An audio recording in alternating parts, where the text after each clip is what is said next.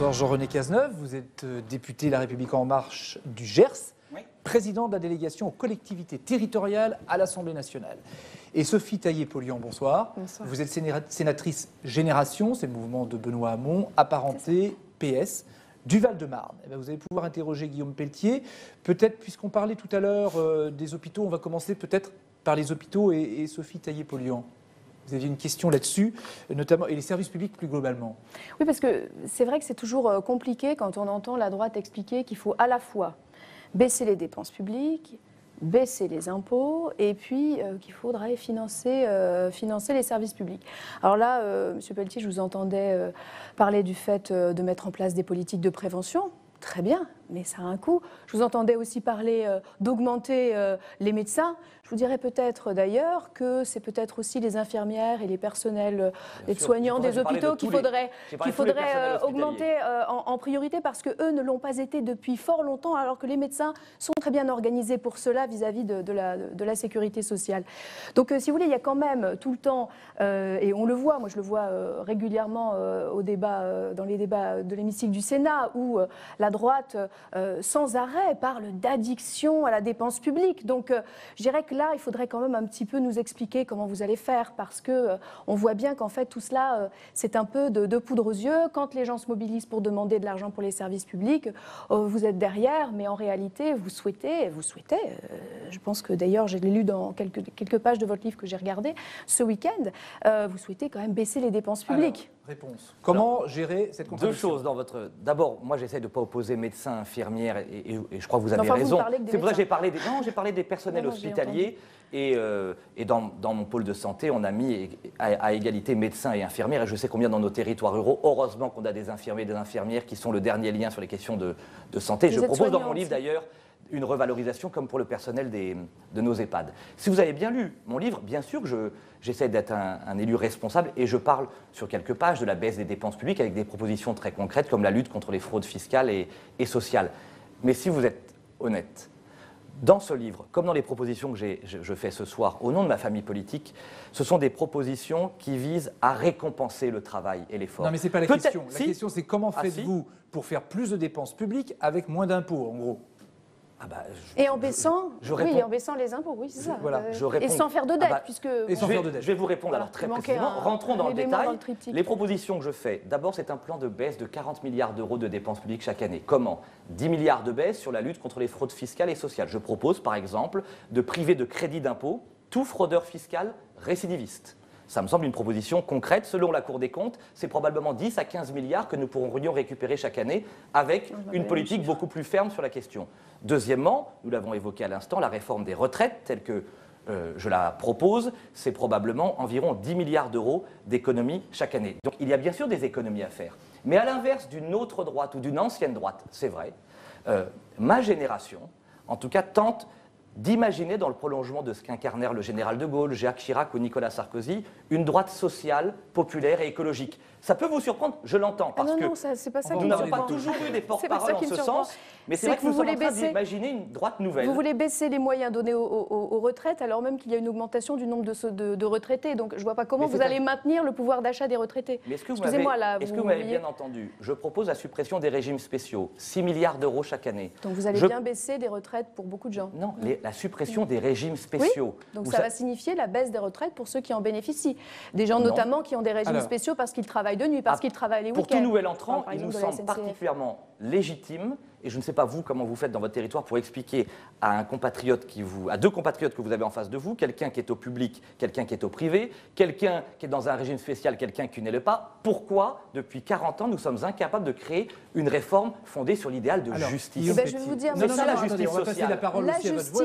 La justice, c'est pas forcément de faire comme si tout le monde avait le même travail, parce que les enjeux de pénibilité, d'horaire, etc. jouent beaucoup, et c'est la raison pour laquelle certains régimes spéciaux se justifient. Et là on aura, je pense, un point d'entente. Dans la réforme que nous proposons avec Christian Jacob et Aurélien Pradier, l'élément central que j'évoquais tout à l'heure, c'est la question de la pénibilité. Bien sûr que tous les métiers ne sont pas identiques, mais on ne peut pas avoir pour un salarié du privé 50% des 25 meilleures années, et pour un fonctionnaire que j'étais, puisque j'étais professeur d'histoire-géographie comme premier métier, 75% des 6 derniers mois. Il faut de la justice. Jean-René Cazeneuve, avec Jean-René Cazeneuve, on va parler de pouvoir d'achat, parce que vous parliez de ça justement à propos des Français, et de la suppression de la taxe d'habitation. Oui, ce qui s'est passé, Guillaume Pelletier, bonjour. Bonjour. Il s'est passé la semaine dernière un événement assez important, ça vaut le coup pas d'y revenir, c'est la suppression de la taxe d'habitation. C'est la dernière fois que 80% des Français payaient la taxe d'habitation. La taxe d'habitation, on sait que c'est un impôt injuste, oui, dans mon Gers natal, dans ma préfecture, est 2 fois plus importante qu'à Paris. Je peux vous dire qu'on n'a pas 2 fois plus de services à Auch qu'à Paris. C'est une baisse des prélèvements obligatoires, évidemment. C'est un gain de pouvoir d'achat, je crois que c'est de 732 euros par foyer, donc c'est un gain de pouvoir d'achat très important.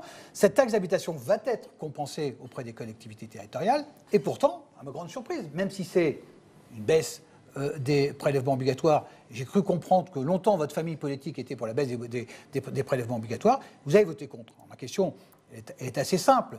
Si un jour les électeurs vous redonnent le pouvoir, est-ce que vous allez recréer la taxe d'habitation pour les Français ? Vous savez très bien sur cette question qu'il y a 2 problèmes que vous devez connaître en tant que parlementaire du Gers, comme chez moi dans le Loir-et-Cher.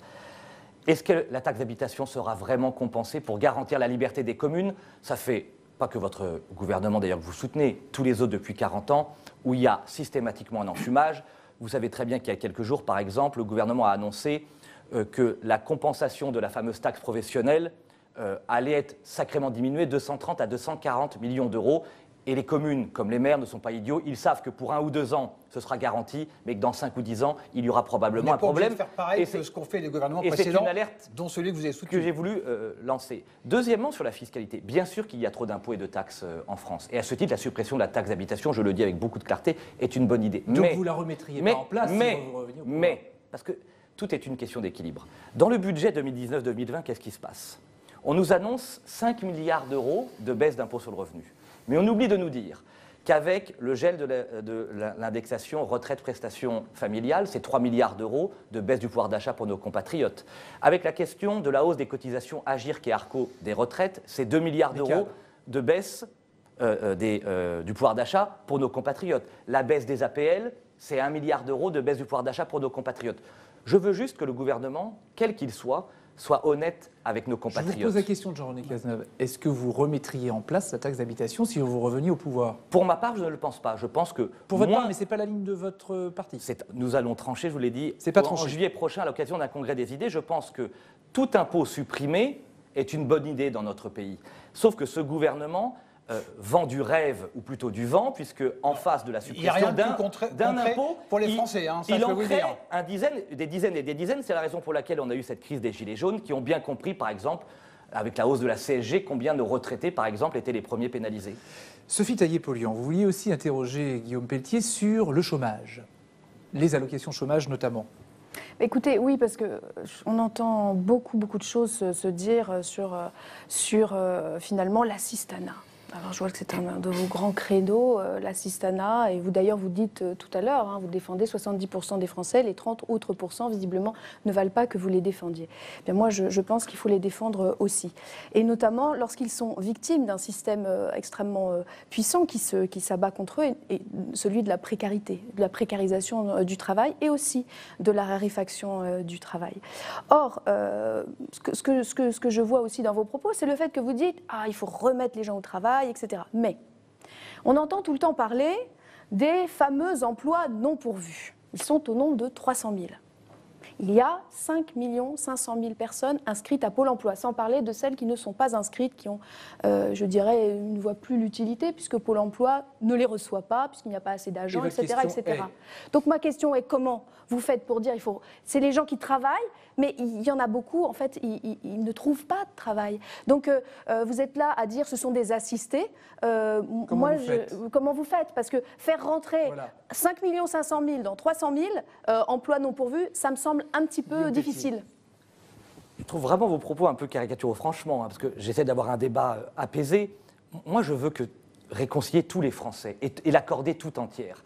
Mais ma conviction, en tout cas, je vois que vous ne la partagez pas, c'est que la politique du gouvernement ne s'adresse qu'aux premiers de cordée et que les politiques publiques, depuis très longtemps, ont particulièrement accompagné les derniers de cordée, laissant sur le bord de la route 70% des Français qui se sentent aujourd'hui dépossédés. Bien sûr, je l'ai vécu, si vous avez bien lu dans mon livre, familialement à travers le chômage de mon père. Je sais pertinemment ce que veut dire cet idéal de justice dans notre pays à travers la solidarité nationale, modèle exemplaire que nous devons défendre. Je crois à ce modèle de solidarité. Je crois qu'il est nécessaire et indispensable d'accompagner ceux qui n'ont rien et qui se battent contre un système. Oui, il n'empêche, la réponse que moi j'apporte, qui n'est pas celle effectivement qui fut portée ces 40 dernières années, est la suivante. Je considère que le grand mal français, la grande difficulté pour nos entreprises pour qu'elles puissent recruter, c'est que les salaires sont trop bas.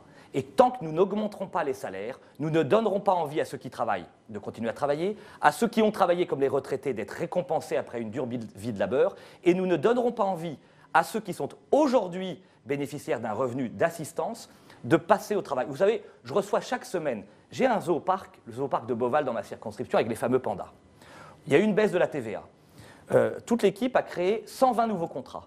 Il y a encore 80 contrats disponibles malgré 1 millier de chômeurs dans ce territoire. Pourquoi? Toutes les personnes que je reçois me disent la même chose. Monsieur le député, on n'acceptera pas ce travail d'abord parce qu'il n'est pas assez payé et parce qu'aujourd'hui, en cumulant les revenus de l'assistance, franchement, l'intérêt d'aller travailler est faible. Eh bien, c'est un électrochoc que je veux créer en disant à tous les Français, si vous allez travailler, vous serez bien mieux récompensés que nous l'avez été jusqu'à maintenant. Jean-René Cazeneuve, je me tourne vers vous parce qu'il y a un autre sujet dans l'air du temps en ce moment. C'est une proposition qui vient de vos rangs. Ce sont les questions autour des listes communautaristes pour les élections municipales. Et ça vous interpelle et ça vous suggère une question à Guillaume Pelletier. Oui, on est à la veille du Congrès des maires, qui est un événement extrêmement important. Vous l'avez dit tout à l'heure, je suis d'accord avec vous. Le maire, c'est le pilier de la République. On a absolument besoin de le conforter. Et là, on parle d'un seul coup de liste communautaire. Et je voudrais comprendre, parce que la loi aujourd'hui permet d'éviter ce qui pourrait être dans une campagne électorale, tous les propos homophobes, xénophobes. La loi aussi condamne les propos qui ne respecteraient pas les valeurs de la République. La loi permet aujourd'hui de condamner des élus qui ne respecteraient pas la laïcité, par exemple, dans l'exercice de leur mandat. Donc la loi fait un certain nombre de choses. Deuxième remarque, c'est que comment on identifie une liste communautaire? Vous imaginez toutes les communautés qui existent en France. Vous imaginez bien que personne ne va se déclarer en disant « mais écoutez, moi je suis une liste communautariste et je vais évidemment ne pas respecter la laïcité en France ». Est-ce que ça veut dire qu'il faut faire un contrôle préalable des candidats? Enfin, on met le doigt dans quelque chose qui me paraît, d'un point de vue républicain, extrêmement difficile. Alors ma question, elle est simple. Est-ce que pour quelque chose qui n'est, à mon avis, absolument pas applicable, et je ne suis pas naïf du tout sur ces questions-là, est-ce que vous n'êtes pas en train d'agiter le chiffon rouge du communautarisme? Et puis comment on définit les listes? On y reviendra. On va être très précis. Vous savez, si Bruno Retailleau, Gérard Larcher, Xavier Bertrand, François Barouin, moi et quelques autres, nous faisons cette proposition, c'est dans un esprit responsable, parce que nous sommes lucides sur l'un des grands enjeux de notre temps, que même Olivier Faure, d'ailleurs le nouveau premier secrétaire du Parti socialiste, évoque ce matin dans les colonnes d'un quotidien. La laïcité dans notre pays est menacée. Et notre adversaire, je le dis dans la sérénité mais avec autorité, oui, c'est l'islam politique. Donc ce sont des listes communautaristes islamiques, c'est ça? Je pose ce premier problème et j'apporte la réponse. Parce que, bien sûr que le communautarisme de sécession qui nous menace aujourd'hui est plutôt lié à l'islam politique. Mais nous voulons combattre tous les communautarismes. C'est-à-dire lesquels autres? Mais lesquels autres? Comment? Il peut y avoir des entités communautaires de dérive sectaire. Vous savez que ce n'est pas simplement sur le plan religieux. La proposition... Régionaliste? Non, la proposition que nous faisons est la suivante. C'est de dire pourquoi ne pas demander à chaque candidat à une élection et à chaque parti politique de s'engager autour d'une charte de la laïcité fondée sur 3 piliers. La reconnaissance de la liberté de culte et de conscience dans notre pays, c'est-à-dire que chacun a le droit de pratiquer ou de ne pas pratiquer une religion. Deuxièmement, la reconnaissance absolue de l'égalité entre les hommes et les femmes, principe sacrément attaqué dans un certain nombre de nos territoires et de nos quartiers ou de nos hôpitaux. Troisièmement, redire ce principe d'évidence que nous partageons tous, les lois de la République sont au-dessus de toutes les convictions religieuses. Ma conviction, notre conviction, c'est qu'à travers cette charte de la laïcité, nous pourrions envoyer un signal à nos compatriotes. Nous sommes lucides sur le problème. Et si jamais, une fois aux responsabilités ou élu, une formation ou un candidat ne respectait pas ces critères, on pourrait suspendre le financement du parti politique en question, c'est possible dans la loi, comme vous l'avez dit, ou de suspendre l'élu en question. Vous savez que la République peut, dans des cas exceptionnels, suspendre un élu dans l'exercice de ses mandats. J'ai une question, parce que le parti Les Républicains n'est pas trop pour l'égalité femmes-hommes, puisque vous présentez toujours beaucoup plus de candidats hommes. Oh, donc, vous savez, si vous avez bien regardé notre nouvelle équipe dirigeante, Christelle Morancet, présidente de la région Pays de la Loire, Sophie Gauguin, première vice-présidente de la région Normandie, Émilie Bonivard, Valérie Beauvais et tant d'autres. Je ne suis pas sûre que dans vos pratiques... Vous savez, lisez bien, je pense que vous n'avez pas lu le livre. Lisez bien le livre sur l'égalité salariale homme-femme, sur l'égalité homme-femme que nous portons et que nous voulons incarner. Je suis assez d'accord avec ce que vous dites, mais je crois que tout ce que vous dites est possible aujourd'hui. La loi permet de lutter contre ces dérives. Je ne suis pas certain qu'il faille rajouter quelque chose. Alors peut-être il faut faire une déclaration de bonne conduite, peut-être une charte de bonne conduite. Mais un discours du président de la République, peut-être ? Peut-être un discours du président de la République. Ce serait bien, je pense, oui. Pour annoncer que sur ces critères, nous ne tergiversons plus. Mais nous sommes parce qu'il y a une inquiétude dans notre pays. Nous sommes tous intransigeants par rapport à ça. Moi, je veux dire que je préfère le combat des idées, d'accord, à cette sorte de censure qui aurait lieu en amont de la constitution des listes. Mais là, je pense qu'on n'est pas du tout là où il faut pour notre République. Qu'est-ce que vous lui répondez ? Non, mais j'entends moi, je crois contrôle a posteriori. Moi, je pense si des propos sont tenus. Non, mais si on va empêcher les listes, il faut bien en amont les empêcher. Donc ça veut dire qu'il faudrait faire un contrôle. Donc vous êtes conseiller municipal et je ne sais pas ce qu'il va falloir faire. Il va falloir passer un test. Oui, c'est vrai que c'est flou. Mais vous rigolez. Non, mais sur la mise en pratique. Mais c'est très simple. Sur la mise en pratique. Vous savez comment ça se passe dans notre République quand on veut être candidat ? On va déclarer sa candidature en préfecture. On apporte un certain nombre de renseignements. Avec il suffirait d'y ajouter la charte de la laïcité signée par les candidats. C'est un engagement qui permettrait par les candidats, pas par les partis politiques. Par chaque candidat. Et ça permettrait à la justice, de manière immédiate, en cas de non-respect, de sanctionner ou de suspendre le candidat. On va arrêter de se raconter des histoires. Ça fait des décennies que nous sommes naïfs et lâches sur le sujet. Nous mesurons ce qui se passe dans nos hôpitaux quand des hommes refusent d'être auscultés par des femmes et des femmes par des hommes. Nous mesurons ce qui se passe dans les écoles de la République lorsque des professeurs n'arrivent plus à enseigner la Shoah à nos élèves. Nous mesurons les attentats, nous mesurons le communautarisme rampant, nous mesurons le fait que des femmes ne puissent plus rentrer dans des brasseries ou des restaurants, dans des quartiers populaires, parce que ce sont des femmes, ces dérives sont inacceptables. Et le rôle d'un élu de la République, en tout cas de ma génération, c'est de dire que l'islam politique est notre adversaire et que la République est aujourd'hui testée, ne doit pas céder. Sophie Taillé-Polian, vous vouliez évoquer un autre enjeu du moment, évidemment, c'est l'environnement, l'écologie principalement, parce que c'est l'aspect manquant, semble-t-il, quand vous avez lu le livre de oui, et puis je vois un petit peu les déclarations. Monsieur Pelletier fait beaucoup de social, du social à la sauce libérale, c'est-à-dire la méritocratie, c'est le milieu de Cordier. Ah non, mais chacun a ça. Moi, j'ai mon analyse sur vos propositions, et c'est vrai que c'est quand même toujours beaucoup. On vous donne le minimum, et puis après, débrouillez-vous dans la grande compétition. Mais je pense effectivement que sur les questions environnementales, je ne comprends pas, j'ai l'impression quand même que vous ne mesurez pas les défis qui sont face à nous, et que les propositions que vous faites sont en deçà. Et donc, je vous propose de nous en dire plus. Bien sûr. Alors, franchement, j'y reviens avec beaucoup un petit clin d'œil. Je vais vous donner mon livre et vous le dédicacer parce que vous ne l'avez pas lu. Il y a plusieurs pages sur l'écologie et je vais. On peut pas. Non, mais sur l'écologie, vous ne pouvez pas dire qu'on n'en parle pas. Vous êtes excusé on aussi. On a franchement de Georges Pompidou à Nicolas Sarkozy, du Premier ministère de l'Environnement au Grenelle d'environnement, ma famille politique. Non, mais aujourd'hui. Attendez. On ne peut pas dire vous n'avez rien fait. Non, c'est pas direct. Non, mais là, il faut des actions. C'était du concret. Deux propositions concrètes. Je pense que c'est rare de faire autant de propositions en une heure. Du concret. Je propose deux choses, moi.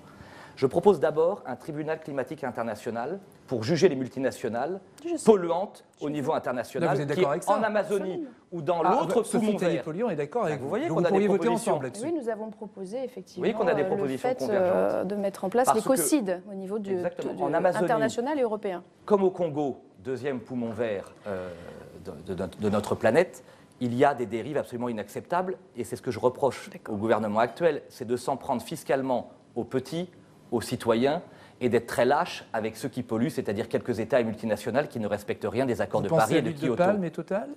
Entre autres. Vous savez pourquoi je vous dis ça ? Oui, parce que l'huile de palme, c'est quand même les Républicains qui ont voté pour que l'huile de palme soit toujours dans les carburants.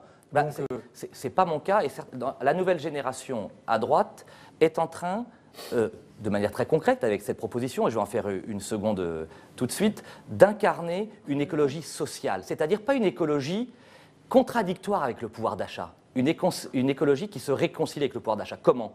Je fais 2 propositions. Je propose la gratuité de la carte grise pour tous les véhicules propres, comme vient de le faire Xavier Bertrand dans sa région, et je propose la TVA à 0% pour toute vente d'un produit frais par un agriculteur à un consommateur. Ça, c'est du concret. Ça, c'est de l'écologie enracinée. Ça, c'est de l'écologie sociale. C'est dans mon livre. Il manque 35 milliards d'euros chaque année, ça se cumule, hein, pour que nous puissions uniquement répondre à nos engagements pris à Paris à la COP21.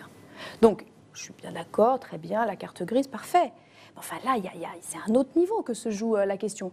Sur l'écocide, très bien, mais entre les deux, il y a quand même une capacité de notre pays qui doit investir massivement. Et encore une fois, j'y reviens, avec vos baisses d'impôts, avec vos baisses de dépenses publiques, voilà. Et vos propositions-là ne sont pas à la mesure du problème, excusez-moi. Ah bah, si vous pensez que créer un tribunal climatique international, gratuité de la carte grise, TVA à 0 pour tous nos agriculteurs en circuit de proximité, et tout le reste, vous lirez le reste dans le livre, ce sont des propositions extrêmement concrètes qui parlent à nos concitoyens et qui nous permettront de tourner le dos de l'écologie punitive et d'incarner une écologie sociale qui valorise les comportements vertueux. C'est l'enjeu et le défi de ma génération. On parlait tout à l'heure du congrès de l'Association des maires de France, parce que c'est en ce moment, et Jean-René Cazeneuve, vous, ça vous intéresse, ce congrès, parce que vous vous dites, bon, derrière, il y a peut-être quand même une espèce de manip politique, c'est ça ?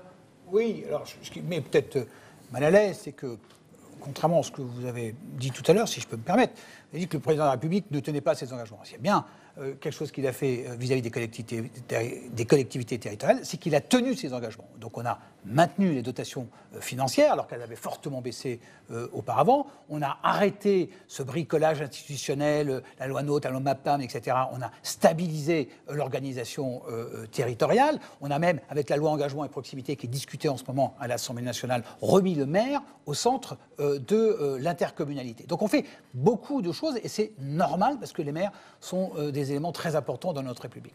Et puis pourtant, il y a une hostilité quasi systématique des associations, alors de certaines associations. Et en fait, quand on creuse, de présidents de certaines associations. Et c'est là que je suis un peu gêné.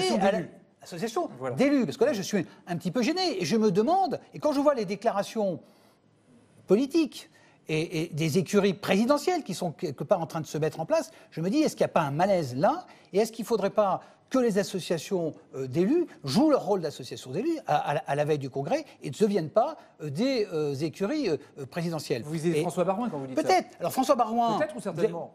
Non, mais entre autres. Mais c'est pas moi, ce sont les observateurs qui... François Baroin qui a toujours été plutôt dur avec vous. Il y a quelques années, il vous a traité un peu de tous les noms, de subordonnés de Buisson, de la télé-réalité, etc., etc.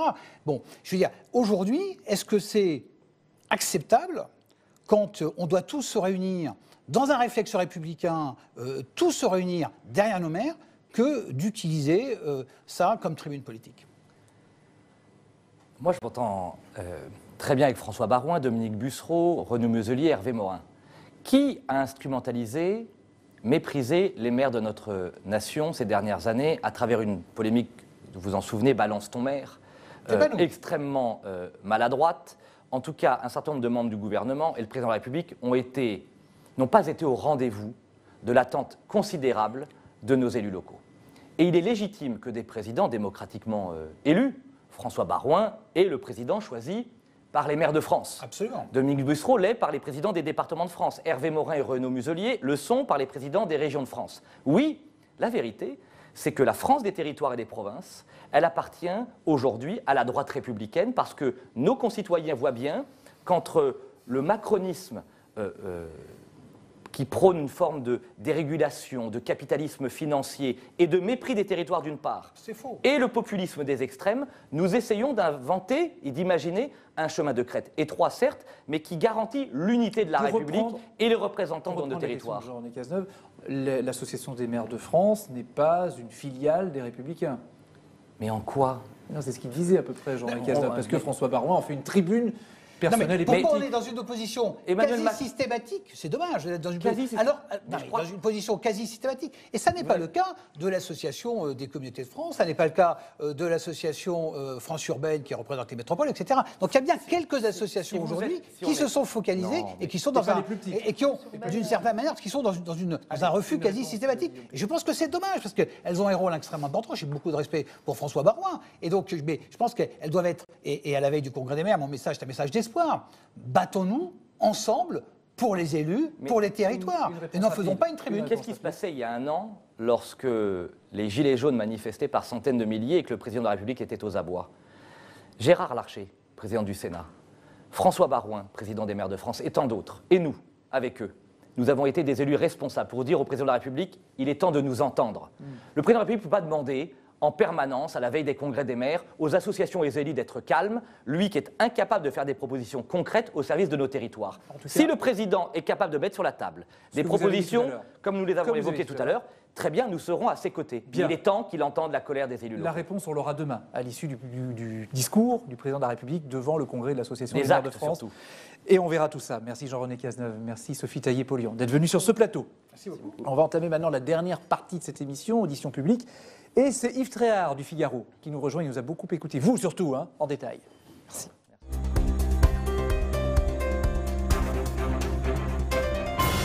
Bonjour Yves, à vous le débriefing. Bonjour Francis, bonjour Guillaume Pelletier. Alors je vous ai écouté avec beaucoup d'attention et alors le propos liminaire que vous avez eu sur le président de la République, vous avez dit j'aimerais bien qu'il fasse l'union avec lui-même. J'ai envie de dire mais j'espère que vous allez faire l'union avec votre camp parce que quand on vous écoute, on se dit que vous avez changé de camp finalement. Est-ce que vous êtes toujours de droite? Vous êtes contre la privatisation d'aéroports de Paris, ça on le savait. Vous êtes pour l'établissement d'un tribunal international écologique. Mais ça, c'est du vocabulaire qui appartient à Jean-Luc Mélenchon, à François Ruffin, je ne sais pas. Au général de Gaulle. Vous êtes pour le rachat de la dette des hôpitaux. Vous François êtes Baroin. Pour taxer les autoroutes. Vous êtes pour augmenter le SMIC et augmenter en tous les cas les salaires. Parce que vous trouvez que les salaires sont trop bas. Vous êtes pour une TVA à taux zéro pour les produits frais. Mais on se dit, le discours de la droite d'il y a quelques années, qui était un discours raisonnable en disant on va faire baisser les déficits, on va résorber la dette, mais avec vous, la dette, elle explose. Alors on se demande comment vous allez faire. J'ai une question, parce que vous avez oublié un élément de votre programme qui vous tient à cœur, de votre programme personnel, pas du programme des Républicains, le rétablissement de l'impôt sur la fortune. C'est ce que vous préconisez. Non, c'est vous. Yves Tréhard, vous êtes un journaliste honnête. Je vais répondre en deux temps à votre diatribe un peu caricaturale, si vous me permettez. Si vous m'avez bien écouté pendant cette émission, j'ai parlé d'une baisse de 40 milliards des dépenses publiques chaque année. Oui, mais on fait comment? En faisant la chasse aux abus, comme Pas tout du le monde. J'ai expliqué sur les fraudes sociales et fiscales, oui, sur la réforme des retraites, sur une allocation sociale unique, tant de propositions très concrètes. Donc ça, c'est de droite. Mais tout ce que je... Sur votre réforme des retraites, je n'ai pas vu beaucoup de différence avec la réforme actuelle. Vous permettez, les régimes spéciaux, c'est ce qui je veux bien qu'on caricature. Moi, ma droite, notre droite, avec Christian Jacob, avec Aurélien Pradier, avec François Baroin, avec Xavier Bertrand, avec Valérie Pécresse, oui, c'est une droite qui s'inscrit dans la filiation du général de Gaulle, de Jacques Chirac, de Georges Pompidou, j'y reviens, de Nicolas Sarkozy et de tant d'autres. C'est une droite qui récompense la valeur du travail. Ce n'est pas une droite froide, statistique. L'impôt sur la fortune. Je propose la chose suivante. Ce n'est pas du tout le rétablissement de l'ISF. Je propose la suppression de l'IFI, c'est-à-dire de l'impôt qui pèse sur les propriétaires et sur les investisseurs dans les PME françaises. Ça, c'est une mesure courageuse. Et par contre, oui, je propose le rétablissement d'un impôt sur les spéculateurs. Ceux qui jouent l'exact inverse d'Emmanuel Macron, qui a supprimé l'impôt pour les spéculateurs et qui l'a maintenu et augmenté pour les propriétaires et les investisseurs. La droite que nous défendons et que nous incarnons, oui, ça n'est pas la droite de l'argent et de la finance. C'est la droite du travail, de l'effort, du mérite, des classes moyennes, des artisans, des commerçants, des entrepreneurs. C'est la droite de la France silencieuse et majoritaire. On émet des doutes sur votre appartenance à la droite, ça vous met très en colère. Mais non, mais parce que on se connaît depuis longtemps, Yves Tréhard, et ça fait longtemps que vous m'interviewez, et je pense que si vous aviez pris le temps de lire mon livre de manière intégrale, vous auriez vu combien ces propositions sont équilibrées. On peut sortir quelques propositions hors contexte. La vision que nous avons ensemble avec Christian Jacob, Jacob, c'est l'équilibre. Oui à l'esprit d'entreprise, oui à l'initiative individuelle, mais oui à la régulation d'un capitalisme financier. Et oui à la victoire au municipal. Oui à la victoire au municipal, j'imagine. Il y a beaucoup de villes à enjeu pour vous, aux Républicains. Nous sommes en train de les porter avec Christian Jacob. Qu'est-ce qui s'est passé à Nice? Il y a 6 mois, vous m'interrogiez à juste titre en me disant « voilà, les Républicains, ça ne marche pas, vous êtes divisés ». Nous sommes parvenus, grâce à Éric Ciotti, grâce à Christian Estrosi, avec Christian Jacob, à mettre notre famille en ordre et d'accord à Nice. Qu'avez-vous proposé à Éric Ciotti pour qu'il se retire? Non, beaucoup de travail, beaucoup de... Il s'est retiré comme ça. Attendez. Non mais juste, il s'est retiré comme ça pour la bonne cause. Mais vous savez qu'il y a quelque chose qui nous transcende, nous, tous, c'est l'intérêt général. Vous savez que il y a 15 jours, c'était pas ça. J'avais été désigné, moi, tête de liste aux élections régionales il y a 3 ans. Et au dernier moment, on me dit, dans le cadre d'un accord avec les centristes, je suis numéro 2. Alors, je ne me suis pas roulé par terre. Il y a quelque chose qui nous dépasse. C'est l'intérêt général de notre famille politique. Et Éric Ciotti l'a bien compris, c'est Christian Estrosi qui sera notre candidat à Nice. À Paris, nous avons, avec Rachida Dati, une candidate enracinée qui défend justement les classes moyennes. Question sur Nice, par exemple. S'il y a un candidat, s'il n'y a pas de candidat de La République En Marche, est-ce que vous accepteriez que La République En Marche soutienne M. Estrosi, qui est toujours aux Républicains, tout comme peut-être à Toulouse, M. Jean-Luc Moudenc pourrait être soutenu par La République En Marche? Yves Tréhard, vous connaissez la politique depuis combien de temps? Depuis très longtemps. Peut-être plus que vous. Certainement. Quel est le jeu d'En Marche? En Marche n'a pas d'élus locaux. En Marche n'a pas d'enracinement territorial. Oui, et donc, En Marche fait une politique de coucou, essayant à Nice, à Toulouse ou ailleurs, de soutenir des élus qui sont chez nous. Ça vous gênerait ou pas? Mais franchement, avec Christian Jacob, ça ne nous intéresse pas, on s'en contrefiche. Ah, mais non, regardez. Jean-Luc Moudenc à Toulouse, il est soutenu par La République. Non, attendez, soyons précis. Jean-Luc Moudenc, c'est un maire de notre famille politique. Oui. Il a toujours été loyal à notre famille politique. Il est investi par les Républicains. Il a des macronistes sur sa liste. Il aura... Oh 40%. Ah bon? Donc ça, c'est pas vrai. Vous savez que j'ai été maire d'une commune. On voit que vous n'avez jamais été candidat aux élections municipales. C'est quelque chose qui est tout à fait jouable, ça, pour vous. Attendez. Vous savez ce qui se passe à une élection municipale? Comment constitue une liste? Vous croyez que c'est les options partisanes qui l'emportent sur les options d'intérêt du territoire? Sur ma liste en 2014. Et chacun connaît mes convictions enracinées de droite. Vous croyez que j'avais que des adhérents des Républicains? J'ai ma réponse. Non. Donc c'est pas compatible. Nous soutenons les têtes de liste, les Républicains. Et si En Marche veut s'amuser à faire une politique de coucou pour masquer son incapacité à être présent sur le terrain, c'est son problème, c'est pas le nôtre. D'accord. Alors il y a une ville où c'est toujours très compliqué, vous la connaissez bien, Marseille. Marseille, M. Gaudin se retire, Jean-Claude Gaudin se retire, et vous avez 2 candidats, un qui est soutenu par M. Gaudin, Mme Martine Vassal, et en face, vous avez Bruno Gilles, qui ne veut pas se retirer. Comment vous allez trancher la question? Dans le respect mutuel, comme on a réussi à le faire à Nice, nous ne prétendons pas avec Christian Jacob être en capacité de le réussir à Marseille, c'est le défi des 15 prochains jours. Nous nous sommes rencontrés, nous avons demandé aux 2 candidats de bien réfléchir à l'obligation qui est la nôtre au nom de la colère des Français, de l'arrogance du macronisme, de notre responsabilité à incarner une autre voie, un autre chemin, pour permettre aux Français de ne pas revivre le duel mortifère Macron-Le Pen. Nous leur avons demandé à chacun de faire un effort et on vous tiendra au courant. Ils ont 15 jours pour se mettre d'accord? Non, ça ne se passe pas comme ça, vous savez. C'est ce que vous avez dit. On s'est fixé, nous, 15 jours, on se revoit dans 15 jours. Qui a votre préférence? Bruno Gilles ou Martine Vassal? Je suis numéro 2 du parti. Justement. Justement. Non, justement. Quand on est responsable dans une famille politique, on est garant de l'unité de la famille tant que la décision n'est pas prise. Aujourd'hui, je demande à Martine Vassal et à Bruno Gilles de tout faire en respectant et en comprenant les enjeux et les ambitions de chacun, de trouver une solution. Vous êtes obligé d'aller à Marseille, vous peut-être? De toute façon, ou à Marseille ou à Paris, nous discutons tous les jours. Question de cours, qui n'est pas vraiment une question de cours parce qu'elle pourrait se poser.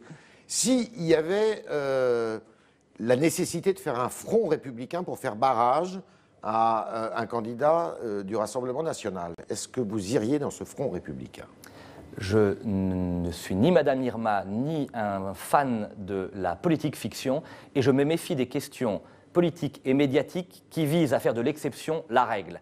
Ça fait 20 ans qu'on nous explique que le Front National va prendre des centaines de communes, des dizaines de régions et de départements. Je n'ai pas dit ça, ça n'arrive jamais. Oui. Nous ne voulons pas du macronisme, nous ne voulons pas de l'extrême droite, et nous voulons dire aux 72% de Français, à la une de votre quotidien, Le Figaro, il y a quelques jours, il existe un autre chemin.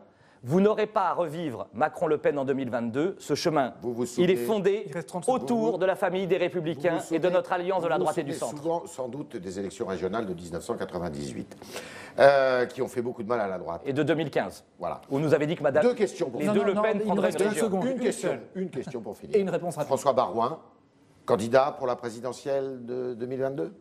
C'est pas à moi de répondre. François Baroin est un immense talent de notre famille politique, comme Xavier Bertrand d'ailleurs et tant d'autres. Qui n'est plus dans votre famille politique. Mais qui y revient progressivement. Deux de ses proches, Sophie Gauguin et Julien Dive, ont rejoint l'équipe dirigeante. François Baroin est revenu dans la famille. Christian Estrosi et Éric Ciotti se sont mis d'accord. Oui, avec Christian Jacob, nous sommes au travail pour mettre de l'ordre, rassembler et préparer et présenter des idées nouvelles à notre famille politique.